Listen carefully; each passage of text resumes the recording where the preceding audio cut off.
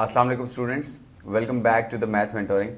आज की इस वीडियो में हम 11th क्लास का chapter number 1 which is complex number उसकी एक्सरसाइज 1.3 को सॉल्व करेंगे। एक्सरसाइज 1.3 के पहले क्वेश्चन में वो कह रहे हैं solve the system of linear equations having complex coefficients, यानी कि आपको दो लीनियर इक्वेशंस दी हैं और उनके कोफिशिएंट्स के कम्प्लेक्स हैं। कम्प्लेक्स नंबर्स यानी जिनमें एक पार्ट रियल हो और एक इमेजिनरी पार्ट हो।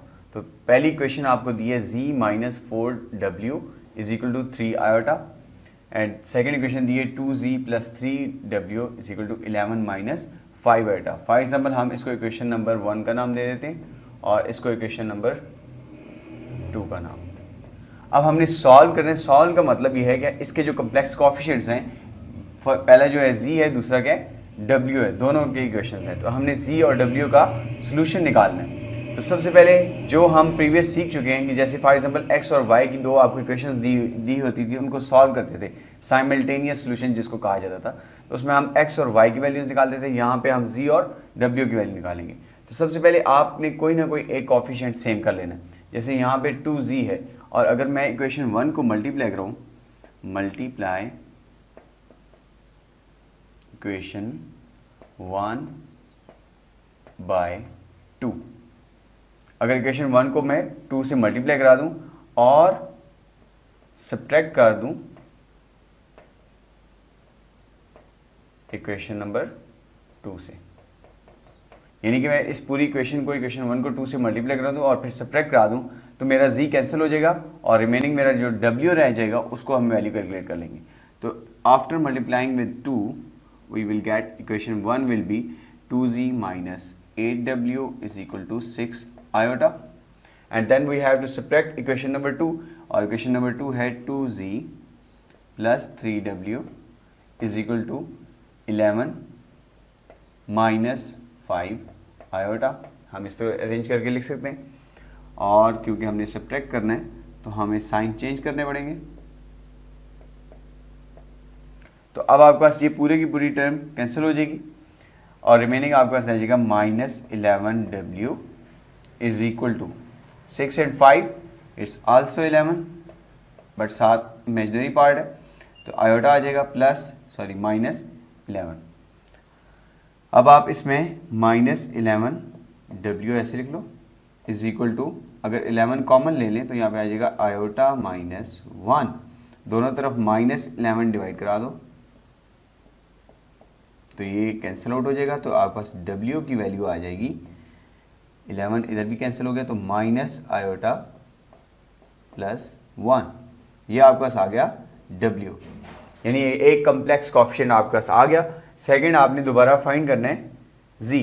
तो हमने किसी भी एक क्वेश्चन में अगर हम w की वैल्यू पुट करेंगे, यानी इक्वेशन 1 में या इक्वेशन 2 में, तो हमारे पास z की वैल्यू आ जाएगी।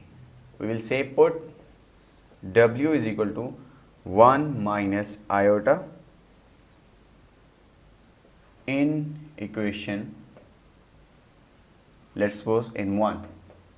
So what we will get, equation 1 is that z minus 4 into w and w की वैल्यू है 1 minus iota is equal to 3 iota।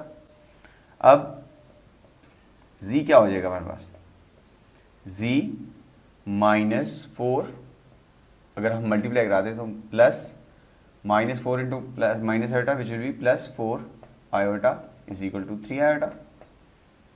z minus, अगर हम ये पूरी दोनों टर्म्स उठा के दूसरी साइड इक्वल के ले जाएं तो ये हो जाएगा 3 आयोटा माइनस 4 आयोटा प्लस 4 और z की वैल्यू आपके पास आ जाएगी माइनस आयोटा प्लस 4, या हम ये भी कह सकते हैं z is equal to 4 minus iota.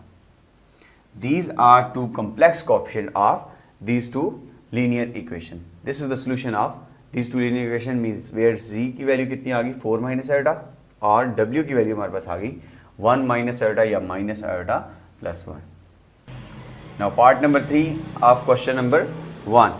Question number 1 का जो सेकंड पार्ट है वो बहुत ही सिमिलर है जैसे क्वेश्चन नंबर 1 हमने पार्ट नंबर 1 सॉल्व किया है, तो वो आप खुद ट्राई कर सकते हैं, बहुत ईजी है। इसका पार्ट नंबर 3 ट्राई करते हैं उसमें उसने आपको अगेन दो कम्प्लेक्स कोफिशिएंट्स के साथ दो इक्वेशंस दी हुई हैं, equation number 1 and equation number 2। अब आपने अगेन कॉन्सेप्ट वही है, सिर्फ थोड़ा सा कम्प्लेक्सिटी बढ़ गई है कि आपने किसी भी कोफिशिएंट के साथ, either it could be z, either it could be w, इन दोनों के साथ आपने कोफिशिएंट सेम कर लेने हैं और उसके बाद ऐड या सब्ट्रैक्ट करके कैंसिल करना है ताकि आपके पास दूसरी वैल्यू इजीली आ जाए। तो आई थिंक सो अगर इक्वेशन नंबर 2 के साथ हम 2 प्लस आयोटा मल्टीप्लाई करा दें तो हमारे पास w का कोफिशिएंट सेम हो जाएगा। So let's do it. Multiplying equation number 2 by 2 plus iota, then what will happen, आपने कंप्लीट इक्वेशन को मल्टीप्लाई करा देना है 2 प्लस आयोटा के साथ। तो ये हो जाएगा 2 plus iota into 2 minus iota into z minus 2 plus iota into डब्ल्यू is equal to 2 plus iota into -1 plus iota और ब्रैकेट डाल दें ताकि इजीली मल्टीप्लिकेशन हो जाए। अब आपने देखो यहाँ पे आपके पास एक फार्मूला बन रहा है a plus b into a minus b, it will be a square minus b square at the end by जो है आपका कोफिशिएंट क्या है z है -2 प्लस आयोटा ऐसे ही आ जाएगा और ये साथ आपका सा है w। अगर हम 2 प्लस आयोटा को अंदर मल्टीप्लाई करें तो ये बनेगा -2, सॉरी या आपके पास आ जाएगा -2 plus 2 iota minus iota plus iota square. Now let's move here, 2 square is 4 minus iota square बन रहा है और आयोटा स्क्वायर हमें पता है कितना होता है, हम इस पूरी एक्सरसाइज में ये पढ़ चुके हैं कि आयोटा स्क्वायर की वैल्यू जो होती है वो -1 होती है। तो यहाँ पे आयोटा स्क्वायर है, आयोटा स्क्वायर की वैल्यू हो जाएगी -1 माइनस माइनस प्लस, तो it is +1 into z minus 2 plus iota ऐसे ही आ गया w is equal to iota square again -1, this was -2 and -1 which is -3 and 2 iota minus iota which is iota. मज़ीद simplify कर लेते हैं तो ये बन जाएगा 5z minus 2 plus iota w is equal to -3 plus iota. इसको हम नाम दे देते हैं इस पूरी इक्वेशन को इक्वेशन नंबर 3 का। अब ये आपके पास सिंप्लीफाइड फॉर्म में आ गया। अब आप क्या करो, इक्वेशन नंबर 1 को ऐड कर दो इक्वेशन नंबर 3 में। So I can say that by adding equation 1 and 2, equation 1 and equation number 3। तो equation 1 लिख लेते हैं, वो है 3z plus 2 plus iota into w is equal to 11 minus iota. और थर्ड इक्वेशन जो आई है आपके पास आई है 5z minus 2 plus iota w is equal to -3 plus iota. अब आप इसको सिंपल क्या करो, ऐड कर दो, तो 3 and 5 विल बी 8z। अब ये कोफिशिएंट्स हमने सेम कर लिए थे तो ये सिंपल और सिंपल क्या हो जाएंगे, कैंसिल हो जाएंगे। यहाँ पे आपके पास इक्वल, इधर 0 हो गया। 11 minus 3 is 8 and plus iota and minus iota again cancels, so there is only 8 remaining here. तो z की वैल्यू आपके पास क्या आ जाएगी, z will be only 1 because 8 दोनों तरफ डिवाइड करेंगे तो z की वैल्यू आ गई। अब इस z की वैल्यू को इक्वेशन 1, इक्वेशन 2, इक्वेशन 3 किसी में पुट करो तो आपके पास w की वैल्यू आ जाएगी। तो हम इसको पुट करते हैं equation number 1, put z is equal to 1 in equation number 1। So we will get 3 into 1 क्योंकि z की वैल्यू 1 है, plus 2 plus iota into w is equal to 11 minus iota. तो अगर हम इसको सिंप्लीफाई करें तो ये हमारे पास बन जाएगा 3, आप उस साइड ले जाओ, तो आपके पास आ जाएगा 2 प्लस आयोटा इंटू डब्ल्यू is equal to 11 minus iota minus 3। और ये आपके पास आ जाएगा ऐसे ही 2 प्लस आयोटा डब्ल्यू is equal to 11 minus 3 which will be 8 minus iota. अब आपके पास W क्योंकि आपने कैलकुलेट करना है तो आपको दोनों तरफ 2 प्लस आयोटा डिवाइड करना पड़ेगा। डिवाइड कराने के बाद आपके पास आ जाएगा, इसको यहाँ पे सॉल्व कर लेते हैं। W will be 8 minus iota divided by 2 plus iota. अब ये क्योंकि आपके पास एक जनरल नंबर जो आपका स्टैंडर्ड फॉर्म होती है कम्प्लेक्स नंबर की उसमें नहीं आया, तो हमें क्या करना पड़ेगा, इसको रैशनलाइज करना पड़ेगा। तो रैशनलाइज में क्या करते हैं, आपका जो भी डिनोमिनेटर में उसका कंजुगेट लेके उससे मल्टीप्लाई भी और डिवाइड करा देंगे। तो इसका कंजुगेट हो जाएगा 2 माइनस आयोटा और नीचे उसका डिवाइड भी यही आ गया। तो after multiplication what we will get 8 2 ज़ा 16 minus 8 iota minus 2 iota and minus minus plus iota square divided by a plus b and a minus b which will be a square minus b square। ये आपके पास आ जाएगा 16 minus iota square minus 1, 16 minus 1 which is 15 minus 8 minus 2 minus 10 iota divided by 2 का square 4 iota square minus 1 4 minus minus plus which will B 5। तो हम कह सकते हैं कि w आपके पास आ गया 15 बाई 5 माइनस 10 बाई 5 आयोटा, या हम ये भी कह सकते हैं W is equal to 3 minus 2 iota. ये दो आपके पास कम्प्लेक्स कोएफिशिएंट्स आ गए। पहला आपके पास है Z, और Z भी आपके पास कम्प्लेक्स है क्योंकि हम इसको ये भी लिख सकते हैं Z is equal to 1 plus 0 iota. तो दो आपके पास कम्प्लेक्स कोएफिशिएंट आ गए, एक Z is equal to 1 plus 0 iota और दूसरा जो है वो आपके पास है W is equal to 3 minus 2 iota. That's it from this question. Question number 2 he is saying factorize p of z into linear factors। p of z mean function of z है, आपके पास कोई भी एक पोलिनोमियल है जिसका function क्या है, जिसमें वेरिएबल जो है वो z यूज हो रहा है, उसको आपने लीनियर फैक्टर्स में कन्वर्ट कर देना है। यानी ऐसे फैक्टर्स जिनमें z की पावर 1 हो उसको बोलेंगे लीनियर फैक्टर्स। तो इसको कन्वर्ट करने के लिए काफ़ी सारे मेथड्स हैं, लेकिन जब भी आपका क्यूबिक या उससे ऊपर की पावर है तो आप एक मेथड याद रखो, उसका होता है सिंथेटिक डिवीजन। अगर आपने सिंथेटिक डिवीजन से सॉल्व करना है तो इसके लिए आपको सबसे पहले एक फैक्टर पता होना चाहिए, यानी वो फैक्टर वो z की वैल्यू जिसको हम इस पॉलिनोमियल में पुट करें तो आंसर आपका 0 बन जाए, तो वो पहला फैक्टर आ जाएगा। तो अगर हम z में -2 पुट करें, अगर हम z की जगह -2 पुट करें तो आपके पास मिल जाएगा -2 का क्यूब प्लस 6 इंटू -2 प्लस 20। तो इसको अगर सॉल्व किया जाए तो ये -2 का क्यूब बन जाएगा -8 and -12, -8 and -12 is -20 and plus 20 which is equal to 0। इसका मतलब है आपको इस पॉलिनोमियल का पहला फैक्टर मिल गया, वो क्या है, z इज इक्वल टू -2। अब इस फैक्टर को यूज़ करके हम सिंथेटिक डिवीजन करेंगे और इसके जो रिमेनिंग फैक्टर्स हैं, रिमेनिंग कितने हैं, 2 फैक्टर्स रह गए, क्योंकि जो इसकी डिग्री है, जितनी किसी भी पॉलिनोमियल किसी भी एक्सप्रेशन या किसी भी इक्वेशन की जितनी डिग्री होती है उतने ही उसके सॉल्यूशंस होते हैं। तो अब इसके पावर डिग्री कितनी है, 3 है, तो इसके 3 एटलीस्ट फैक्टर्स होंगे। तो z इज इक्वल टू एक फैक्टर आ गया -2, यहाँ हम इसको ये भी लिख सकते हैं z प्लस 2 इक्वल टू 0, यानी ये आपके पास एक लीनियर फैक्टर बन गया। सेकंड कैसे होगा, सिंथेटिक डिवीजन से, वो अभी सीखते हैं सिंथेटिक डिवीजन कैसे सॉल्व करते हैं। सिंथेटिक डिवीजन में सबसे पहले आपने जो हाईएस्ट डिग्री है उसके साथ कोफिशिएंट लिख लेना है। हाईएस्ट डिग्री क्यूबिक है, उसके साथ कोफिशिएंट।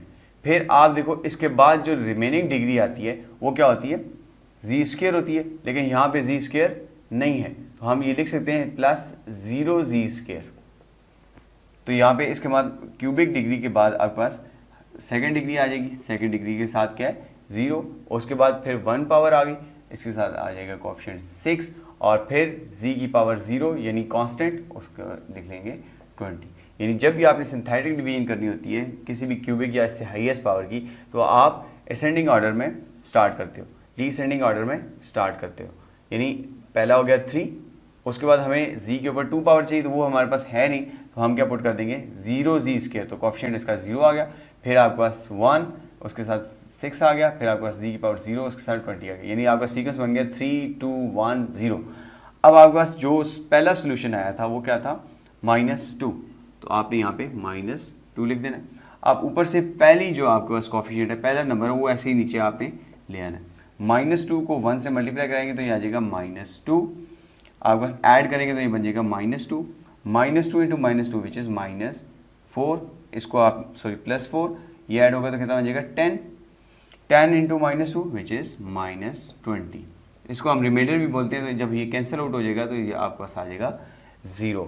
अब आपके पास जो इक्वेशन बनी है उसको यहाँ पे लिख लेते हैं। पहले आपकी क्यूबिक की इक्वेशन थी, अब 1 डिग्री कम के साथ इक्वेशन आ जाएगी, 1z² -2z + 10, ये आपके पास नेक्स्ट इक्वेशन बन गई after solution of after doing the synthetic division.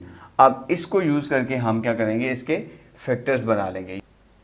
Now अब आपके पास एक क्वाड्रेटिक इक्वेशन बन गई है, और इस क्वाड्रेटिक इक्वेशन को सॉल्व करने के लिए हमें एक क्वाड्रेटिक फार्मूला रिक्वायर्ड होता है ताकि हम इसके रिमेनिंग जो 2 फैक्टर्स हैं वो कैलकुलेट कर सकें। तो क्योंकि ये फंक्शन z का है तो हम इसमें z is equal to -b plus minus square root b² -4ac divided by 2a।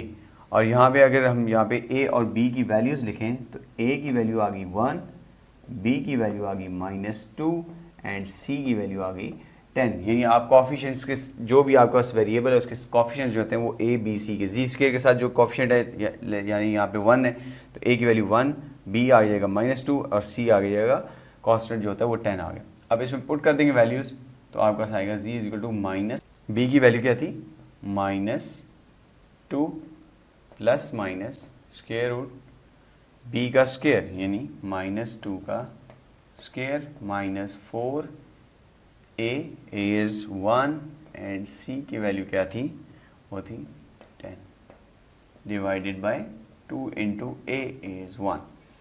Again z is equal to +2 plus minus square root -2 का square 4 into 40, 4 minus 40 divided by 2, तो 4 minus 40 is -36, 2 plus minus square root -36 divided by 2। तो previous exercises में हमने यही सीखा कि root के अंदर जब भी आपका नेगेटिव नंबर आ जाए तो उसको आप प्लस और साथ आयोटा के साथ लिख लेते हो।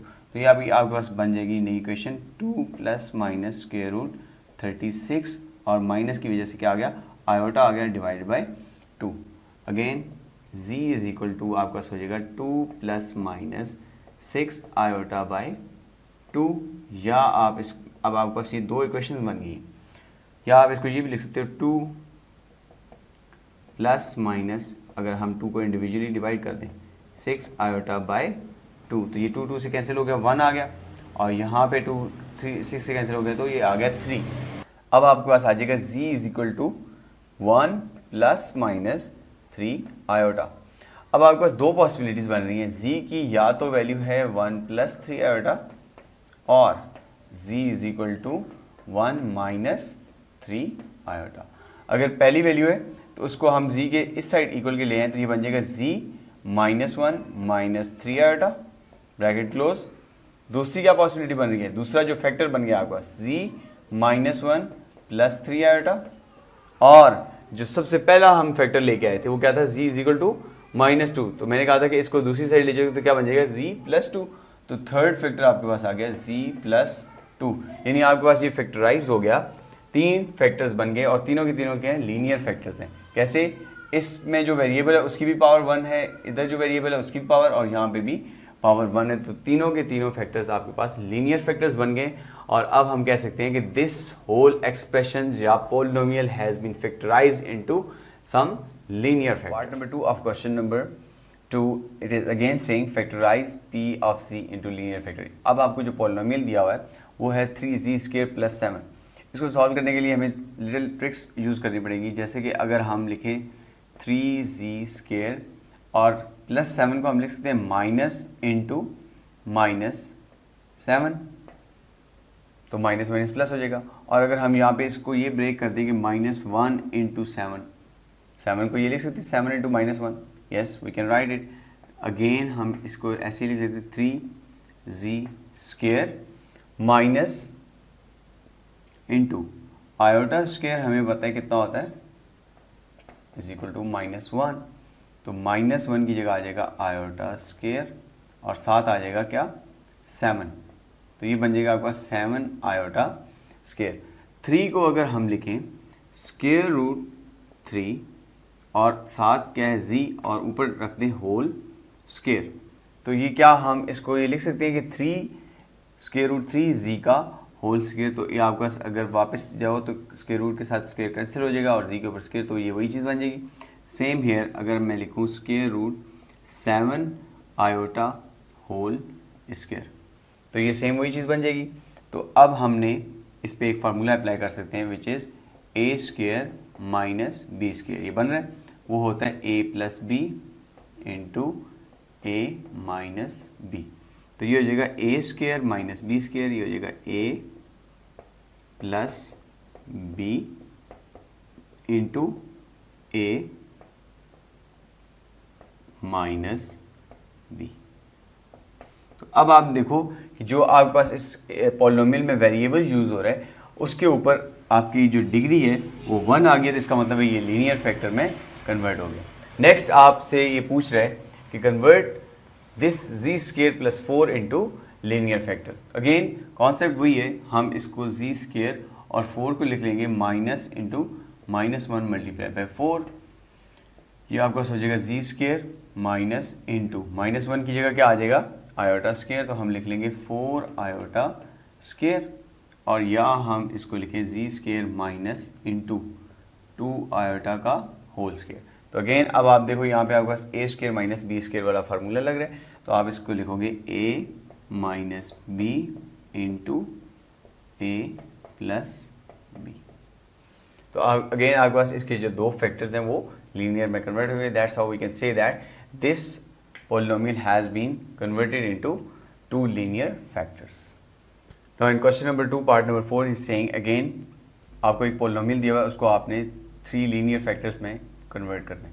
तो linear factor में convert करने के लिए अगर हम देखें तो यहाँ पे आपके पास इन दोनों नंबर्स में z स्क्वायर आपके पास कॉमन आ रहा है, तो अंदर रह जाएगा z माइनस 2 और अगर यहाँ से +1 कॉमन ले तो अंदर आ जाएगा z माइनस 2। तो इस पूरे होल फैक्टर में आपके पास कॉमन है z माइनस 2 कॉमन आ गया, अंदर आ जाएगा z स्क्वायर प्लस 1। और अगर आप यहाँ पे एक लॉजिक लगा लो z माइनस 2 और z स्क्वायर प्लस 1 को लिख लो माइनस इंटू -1 और again z minus 2 into z square minus into iota square. तो यहाँ पे हम लिख सकते हैं z minus 2 into z plus 1 and z minus 1. This is what there are 3 linear factors of this given polynomial.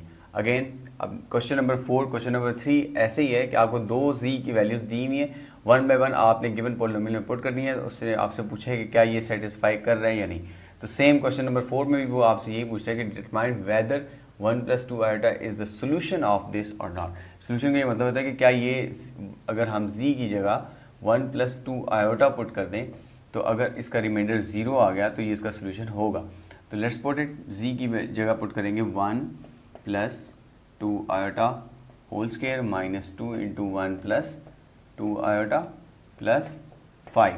a + b whole square का formula बन जाएगा 1 + 4 iota square plus 2 into a b and b is let's suppose it is 1, 2ab is 4 iota बन जाएगा minus 2 अंदर multiply करेंगे तो ये बन जाएगा -2 माइनस 4 आयोटा प्लस 5। ये हो जाएगा 1 iota square -1 minus 4 plus 4 iota -2 and plus 5 और ये -4 आपका ऐसे ही आ जाएगा -4 आयोटा। अब आप देखो 1 - 4 which is -3 -2 plus 5 plus 4 iota minus 4 iota. तो ये कितना हो जाएगा -5 plus 5 plus 4 iota and -4 iota. तो आप देखो ये कैंसिल हो रहे हैं तो आपका रिमाइंडर बन गया 0। इसका मतलब हम कह सकते हैं कि 1 + 2 iota is the solution of